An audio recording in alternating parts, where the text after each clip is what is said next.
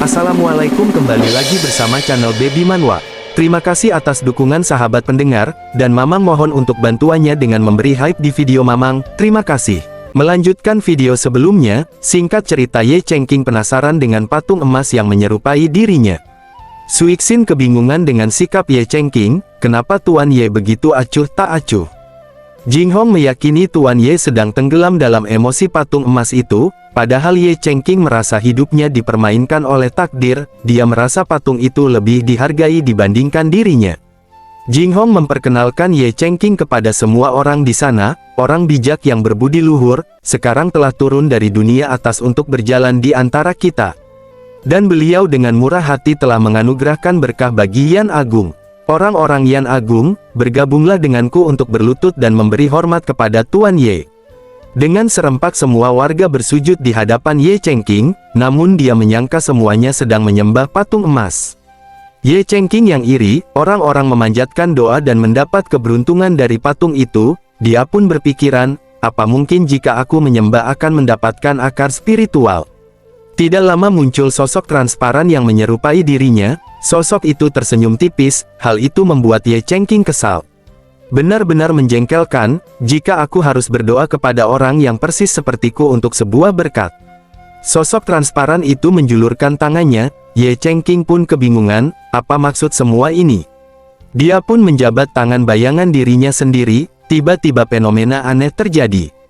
Ye Chengqing memasuki alam lain, dan mendengar pepatah jika suatu hari nanti Anda menemukan kebenaran, Anda akan melambung seperti naga. Ye Chengqing celingak-celinguk mencari-cari sumber suara itu, kebenaran apa? Lalu bayangan itu melesat merasuki tubuh Ye Chengqing, kamu adalah aku, dan aku adalah kamu. Tiba-tiba cahaya keemasan yang sangat terang benderang terpancar, Ye Chengqing terhuyung seolah-olah hembusan angin menerpa tubuhnya begitu kuat. Setelah bergabung dengan bayangan itu, muncul awan 7 warna disertai percikan cahaya keemasan. Lalu dari tubuh Ye Chengqing melonjak aura yang sampai menembus ke atas langit. Tidak berselang lama muncul sosok kakek tua dari atas langit, fenomena itu membuat semua orang yang melihatnya terkejut. Itu adalah makhluk abadi, dia telah turun mendengar panggilan Tuan Ye. Di samping itu, Ye Chengqing memancarkan aura spiritual yang sama dengan sosok abadi tersebut. Dengan serempak semua orang di sana bersujud, terima kasih Tuan Sage atas rahmatmu. Ye Chengqing malah kebingungan, apanya yang abadi, bukankah ini hanya efek khusus tidak berguna? Dalam hati Ye Chengqing bergumam, ini bagus untuk membodohi rakyat jelata. Dia pun baru menyadari, mungkinkah mereka telah mengira saya sebagai Sage selama ini? Jika mereka menghormatiku karena lukisan dan kaligrafi yang menyebabkan delusi, tidak masalah jika orang lain salah paham. Tapi tunggu, bagaimana dengan keluarga kerajaan yang salah menganggapku? Seandainya mereka tahu jika aku hanya manusia biasa, astaga, apa yang harus aku lakukan? Ye Chengqing yang panik dengan hal itu, tidak lama tiba-tiba dari dalam tubuhnya merambat aura spiritual. Ye Chengqing kebingungan mengapa perutku merasa ada sesuatu yang mengalir. Ye Chengqing menyentuh perutnya, dan merasa samar-samar seperti ada kekuatan yang terpusat. Apa mungkin ini yang dinamakan akar roh spiritual? Ye Chengqing menoleh patung emas, apa kau benar-benar mengabulkan ini padaku? Ye Chengqing pun tampak kegirangan, kupikir aku akan menjalani hidup di dunia ini sebagai orang biasa-biasa saja, tidak pernah terduga ternyata ada makhluk abadi yang menjagaku. Aku mengerti, mungkin makhluk abadi itu terjebak di dalam patung emas ini, dan dia memilihku agar menyebarkan kebaikan, sebagai orang bijak untuk keselamatan dunia. Selagi orang lain sibuk menyembahnya, Ye Chengqing tidak akan menyia-nyiakan kesempatan ini, dia akan cosplay menjadi seorang sage yang dipercaya warga. Ye Chengqing pun memikirkan cara, memainkan peran orang bijak yang berpura-pura lemah. Dia teringat saat membaca novel di dunia sebelumnya, bahwa seorang kultivator sejati akan menekan kekuatannya, sehingga orang lain tidak dapat merasakan kultivasi itu. Ye Chengqing menggunakan cara itu, agar orang lain menduga bahwa dirinya seorang ahli tersembunyi. Yosh, mulai hari ini dan seterusnya, identitas baruku akan menjadi versi seorang sage, yang secara paksa menekan kekuatannya. Ye Chengqing tertawa lebar, lanjut dia memulai perannya. Yang pertama dia hampiri adalah Jinghong. Dengan gaya si paling bijak, Ye Chengqing menyuruh semuanya bangkit. Suixin dan Jinghong merasa Ye Chengqing seperti sosok yang berbeda. Saudaraku, aku belum pernah melihat Tuan Ye begitu serius sebelumnya. Tidak, sudah sepantasnya Tuan Ye menunjukkan keagungannya, di depan banyak orang yang percaya. Dari kejauhan Lin Su dan Muyong memperhatikan situasi ini, Muyong berkata pelan, Tuan Ye, sayang sekali kita bertemu begitu awal. Lin Su menanyakan apa maksud Anda berkata seperti itu Master. Dia pun menjelaskan, meskipun aku dari klan kuno dengan garis keturunan Phoenix, masih tidak layak untuk Tuan Ye sekarang. Seandainya aku memiliki waktu kultivasi 4 atau 5.000 tahun lagi, mungkin aku akan memenuhi syarat untuk berada di sisinya. Pindah ke lain sisi, di sebuah ruangan akademi, yang sudah ada kaisar, leluhur Yan, dan para mahasiswa kekaisaran berkumpul. Leluhur Yan cemas lalu menanyakan, kenapa senior Ye belum juga hadir? Tidak lama seorang bawahan melaporkan, Patriark, Sein Ye telah melakukan keajaiban di patung Chengqing Gunung Timur. Kaisar Yan sontak terkejut, apa? Sedangkan leluhur Yan tetap tenang, dia memancarkan aura spiritualnya, untuk memastikan apa yang terjadi di sekelilingnya. Memang aura terpancar dari Gunung Timur, sepertinya senior Ye senang, kami membangun kuil patung emas untuknya. Tidak lama terdengar teriakan Sein Ye telah tiba, semua mata tertuju ke arah luar, leluhur Yan pun sampai berdiri. Muncul Ye Chengqing dengan tubuh yang diselimuti aura, didampingi oleh Jinghong dan Suixin. Kedatangannya membuat suasana langsung mencekam, semua orang berkomentar, dia adalah makhluk tertinggi, dengan sikap yang halus yang tak tertandingi. Ye Chengqing tersenyum tipis, sepertinya aku memainkan peran ini dengan baik. Ye Chengqing pun menempati podium, kaisar dan leluhur Yan turun digantikan olehnya. Salam senior Ye, lalu semua orang duduk rapi, dengan serempak memberi penghormatan kepada Ye Chengqing. Dia nampak senang sekaligus tidak percaya, luar biasa, baru sekarang aku merasakan semangat hidup. Ye Chengqing sedikit berbatuk, dia mulai serius mengatakan, tidak usah formalitas seperti itu, lanjut dia bersikap layaknya seorang penguasa, bagus, mari kita mulai kuliahnya. Dalam hati Ye Chengqing kebingungan, melihat banyaknya orang yang ingin belajar darinya, dia memikirkan apa yang harus dibahasnya. Tubuh Ye Chengqing gemetaran, jika kehilangan muka tidak masalah baginya, tapi jika merusak reputasi seorang Sein, Ye Chengqing takut akar roh spiritualnya akan diambil kembali, jika gagal memerankan peran ini. Ye Chengqing mulai putus asa, seharusnya aku tidak menyetujui tugas merepotkan ini. Dia membandingkan hidup di kota Xiaoqi jauh lebih baik, damai dan tenang. Dengan Huang dan Sisan yang selalu menemaninya. Ye Chengqing yang memikirkan hal itu, tiba-tiba dia menghela napas, dan keceplosan mengatakan ini sangat sulit. Sontak membuat semua orang tercengang mendengarnya, sulit. Para murid saling berbisik, kata-kata emas Sage Ye yang pertama diucapkan adalah kata sulit, tiba-tiba leluhur Yan menitikan air mata, ya memang benar, lelaki tua ini telah berkultivasi 1000 tahun, hanya untuk menerobos ke tahap berikutnya. Leluhur Yan teringat saat dia menjalani pelatihan untuk menjadi orang terkuat, setiap harinya dihabiskan untuk berkultivasi, siang dan malam tanpa lelah dia terus mengasah kemampuannya. Bahkan sampai melakban matanya untuk menahan ngantuk demi mempelajari sebuah teknik. Begitupun Kaisar Yan, dia mengepalkan tangannya kuat-kuat. Merasa kesulitannya yang dialami tidak akan pernah terbayangkan oleh orang lain.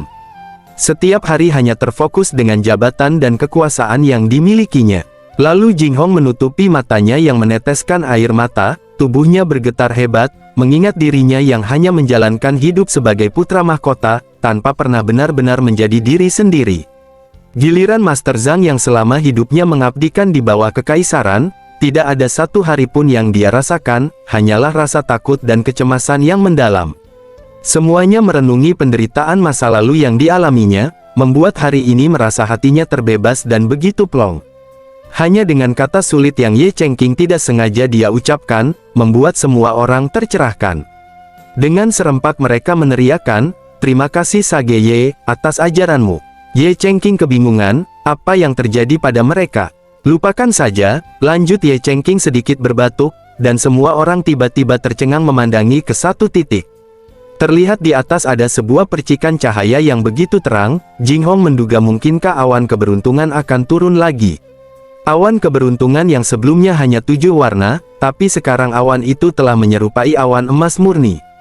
Awan tersebut terbentuk dari pancaran aura yang keluar dari tubuh Ye Chengqing, namun dia tidak menyadarinya. Dari mana sorotan sinar ini berasal?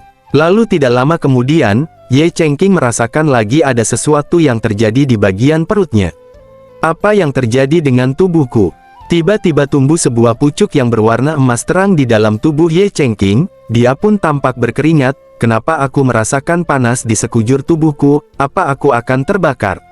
Lalu Jing Hong berteriak dengan ekspresi yang begitu terkejut. Hei, perhatikan di belakang Tuan Ye. Semua mendongak menunjukkan ekspresi yang serupa dengan Jing Hong. Terlihat di sana ada sosok spiritual raksasa yang menyerupai Ye Chengqing. Sementara mereka sibuk memperhatikan fenomena itu, Ye Chengqing sedang panik, tubuhnya yang merasa terbakar. Leluhur Yan mengatakan bahwa itu adalah perwujudan tubuh Dharma orang bijak. Pancaran yang terus memancar membuat pandangan semua orang nampak silau. Cahaya suci ini bersinar begitu mempesona.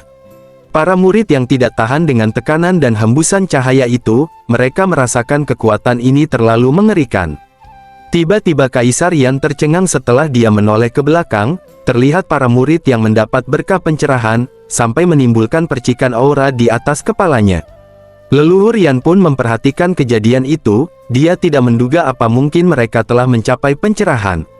Lalu kemudian Master Zhang membuka matanya perlahan. Terlihat di keningnya ada sebuah titik cahaya. Dia tidak menyangka, meski selama ini mempelajari teks-teks suci selama bertahun-tahun, tapi baru sekarang memahami arti sebenarnya. Master Zhang langsung berlutut, "Terima kasih Sage Ye, atas bimbingan Anda hari ini." Ye Chengqing yang keheranan, mengapa kalian semua dapat mencapai pencerahan, hanya dengan mendengarkan omong kosongku. Aku yang mahir dalam 4 seni, tapi yang bisa aku lakukan hanyalah membuat beberapa efek khusus murahan. Ye Chengqing menangis berteriak di dalam hati, siapa yang telah mencuri kehidupan besar kultivasiku? Terlihat oleh orang lain dia seperti sedang menyambut fenomena itu. Di saat ruangan bergemuruh, tiba-tiba muncul ukiran pagoda kecilnya. Ye Chengqing memperhatikan pagoda itu, yang tidak asing di matanya. Bukankah ini pagoda yang kuukir sendiri? Mengapa tiba-tiba muncul di sini? Para murid mengetahui bahwa itu pagoda objek fisik, dan bukan sebuah ilusi yang terbentuk dari aura spiritual. Mereka menduga pagoda itu adalah harta karun legendaris yang terpanggil oleh Sage Ye. Ye Chengqing merasa pagoda ini lebih berat dari yang dia buat sebelumnya. Dia pun mengangkat pagoda tersebut. Tiba-tiba pagoda itu sedikit melayang di telapak tangannya, dan leluhur Yan mengatakan, pagoda mistis telah mengakui senior Ye sebagai tuannya. Ye Chengqing merasa bahwa pagoda itu sedang menyatu dengan tubuhnya. Tidak lama pagodanya menghilang, lalu masuk lewat telapak tangannya. Ye Chengqing tidak dapat mengendalikan kekuatan yang langsung melonjak. Matanya sampai menyorotkan tatapan tajam. Tubuh Ye Chengqing dikendalikan oleh pagoda itu, yang memperkenalkan dirinya sebagai pagoda linglong mistik. Merupakan benda paling suci di langit dan bumi. Lanjut pagoda itu berkat, kalian harus tunduk kepada tuanku. Dengan serempak semua orang langsung memberi hormat menundukkan kepalanya. Mereka semua berteriak, selamat Sage Ye, karena telah mendapatkan harta yang paling suci. Singkat cerita beberapa hari kemudian, Sisan sedang memperhatikan sebuah lukisan, sementara itu Xing Yue memainkan sitarnya. Dasuixin mondar-mandir tidak karuan. Dia sedang mencemaskan Ye Chengqing, yang tidak kunjung keluar dari kamarnya selama berhari-hari. Xing Yue menduga mungkin Tuan Ye sedang berlatih, mencari cara mengendalikan kekuatan pagoda suci. Akhirnya Ye Chengqing dapat berkultivasi juga, dia sedang fokus bersonansi dengan pagoda tersebut. Ye Chengqing pun bertingkah layaknya seorang kultivator ahli, yang dapat merasakan kekuatan bahkan melihat fenomena yang dulu tidak pernah dialaminya. Ye Chengqing begitu senang, impian yang diinginkan selama dia pindah ke dunia ini, yang ingin menjadi seorang kultivator sejati telah terkabul. Ye Chengqing meneriaki pagoda itu, prajurit dunia bawah, berbaris di hadapanku. Namun tidak terjadi apa-apa, dan pagoda itu malah terjatuh. Mengapa tidak ada reaksi? Padahal aku sudah memiliki akar spiritual, dan pagoda itu merasuki tubuhku. Baru juga merayakan kebahagiaannya, Ye Chengqing sudah murung lagi. Dia pun menyadari sesuatu, mungkin aku seorang pemula yang masih di level pertama. Sedangkan pagoda ini harta tingkat tinggi, dan orang yang bisa mengendalikannya mungkin harus mencapai level lebih tinggi juga. Jadi itu hal normal, jika dia mengabaikan perintahku. Ye Chengqing pun mengeluarkan sebuah buku teknik dari cincin penyimpanannya, dan tersisa beberapa batu primordial saja, karena sudah dia gunakan sebagian. Benda-benda ini sepertinya cocok untukku yang seorang pemula. Ye Chengqing mulai memfokuskan pikirannya, lalu dia mempraktekkan gerakan yang pernah dilihatnya saat menonton serial TV. Batu itu terbang seperti dikendalikan olehnya. Ye Chengqing membacakan mantra, langit dan bumi terjalin, segala sesuatu berubah, ada awal dan ada akhir. Tiba-tiba batu primordial mengeluarkan aura spiritual, yang membuat Ye Chengqing tampak senang. Terlihat rambatan energi yang menjalar dari tangan, dan terus menyebar ke seluruh tubuhnya. Lalu pucuk yang ada di dalam tubuh Ye Chengqing menampakkan wujudnya, akhirnya aku dapat merasakan sensasi hangat ini. Ye Chengqing seolah-olah sedang dalam dunia lain, yang sedang menyerap banyak energi. Di samping itu, Sisan sedang berusaha menyerap aura yang ada di lukisan di hadapannya. Namun energi Sisan dan lukisan itu yang malah terserap, yang belum mereka ketahui sebabnya. Di saat Suixin sedang asik mengobrol dengan Xing Yue, Suixin pertama yang menyadari langsung terlihat pucat. Dia pun memberitahu Xing Yue yang belum menyadari apapun. Kakak Xing Yue lihat, semua energi spiritual mengalir menuju kamar Tuan Ye. Melihat itu Xing Yue langsung memainkan sitarnya lebih cepat, dia mengeluarkan aura spiritualnya dengan sengaja, karena Tuan Ye ingin menyerapnya, maka kekuatan spiritualku yang sedikit ini, akan bergabung selamanya di dalam tubuh Anda. Pada saat bersamaan, di sisi lain leluhur Yan dan Kaisar, sedang mencoba menggabungkan aura spiritualnya. Kaisar merasakan ada sesuatu yang menarik kekuatannya secara paksa, sehingga terganggu prosesnya, yang mengakibatkan aliran spiritual goyah. Leluhur Yan mulai berkeringat, karena sedikit lagi dia akan berhasil, sehingga mengabaikan peringatan dari Kaisar. Leluhur hati-hati. Tiba-tiba saja leluhur mendapatkan serangan balik, sehingga dia memuntahkan seteguk cairan merah. Kaisar tampak panik melihat leluhur Yan mengalami luka dalam yang cukup parah. Leluhur Yan dengan kesal berteriak, "Siapa yang menggangguku?" Dia memperhatikan sebuah pusaran yang terbentuk di lantai, dan aura di sekitar terhisap ke dalamnya. Leluhur Yan masih mengomel, "Manusia mana yang begitu keji, berani mencuri aura spiritual di kekaisaran Yan Agungku?" Tidak lama seseorang datang melaporkan, Patriark ada pemberitahuan dari Biro Astronomi, bahwa semua energi spiritual mengalir ke arah kediaman Sage Ye. Di lain sisi Ye Chengqing tidak tahu gara-gara ulahnya, membuat kekacauan di seluruh kekaisaran. Leluhur Yan menyadari sepertinya Tuan Ye sedang berkultivasi, apakah beliau telah mencapai tingkat yang semengerikan ini? Luar biasa, sekalinya Tuan Ye mempraktekkan kultivasi, semua energi terhisap olehnya. Kaisar mengatakan, jika itu benar-benar Tuan Ye, maka situasi ini akan merepotkan. Leluhur Yan menatap tajam, apa maksudmu? Leluhur coba pikirkan, jika ini terus berlanjut, bukankah kultivator lain tidak akan dapat menyerap energi spiritual, dan tidak akan dapat berkultivasi di ibu kota? Bahkan talenta-talenta muda yang menjanjikan, hanya akan meninggalkan mimpinya. Leluhur Yan merenungi perkataannya yang masuk akal juga, meskipun aura spiritual akan terisi kembali, tapi tidak akan mengimbangi kecepatan dari Tuan Ye. Leluhur, jika banyak kultivator yang terpaksa berhenti, ini akan menjadi kerugian bagi kekaisaran kita. Aku ingin tahu, apa kita bisa bertanya kepada Tuan Ye? Leluhur Yan langsung membentak Kaisar, tidak mungkin. Leluhur Yan menegaskan, meski kita kehilangan para kultivator di kekaisaran Yan Agung, kita tidak boleh membiarkan Tuan Ye pergi dari sini. Kaisar nampak tidak bisa berkata apa-apa lagi, baik leluhur saya mengerti. Pindah ke lain sisi, terlihat ada Huang yang mengendus aura spiritual yang terpancar. Huang menemukan sumber energi yang berlimpah di sebuah rumah di hadapannya. Dia pun celingak-celinguk lalu mengetuk pintu dan berteriak, "Adik ipar buka pintunya, ini aku kakak iparmu datang." Pintu itu pun dibuka dari dalam, "Omong kosong apa yang kau teriakan hantu tua?"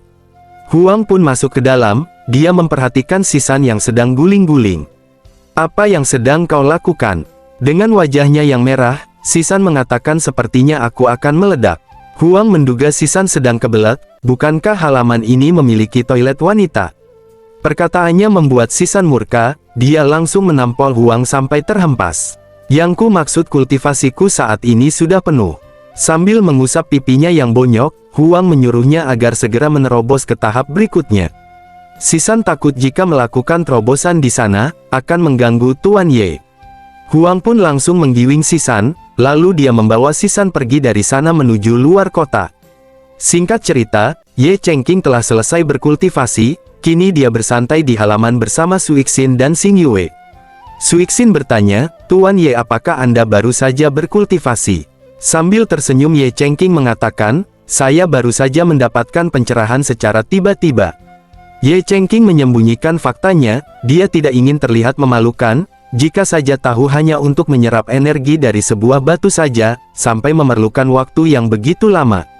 Mereka menunjukkan ekspresi yang begitu tertekan, pencerahan apa, yang sampai membuat keributan di seluruh kekaisaran Yan Agung. Mengingat kejadian sebelumnya, Xing Yue sampai mau mati, auranya yang terkuras habis oleh Ye Chengqing. Dalam hati Suixin begitu takjub terhadap Ye Chengqing, begitupun Xing Yue, dapat melihat fenomena yang sangat langka, bahkan dia rela jika harus memberikan semua energi spiritualnya demi Ye Chengqing. Lanjut Suixin berkata, "Saya telah berada di sisi leluhur sejak masih kecil, dan saya sudah banyak melihat beberapa harta yang langka." Sedangkan Xing Yue, belajar berkultivasi dari banyak guru termasuk Zentian. Ye Chengqing pun memuji mereka, "Itu luar biasa, kalau begitu apa kalian tahu batu apakah ini?"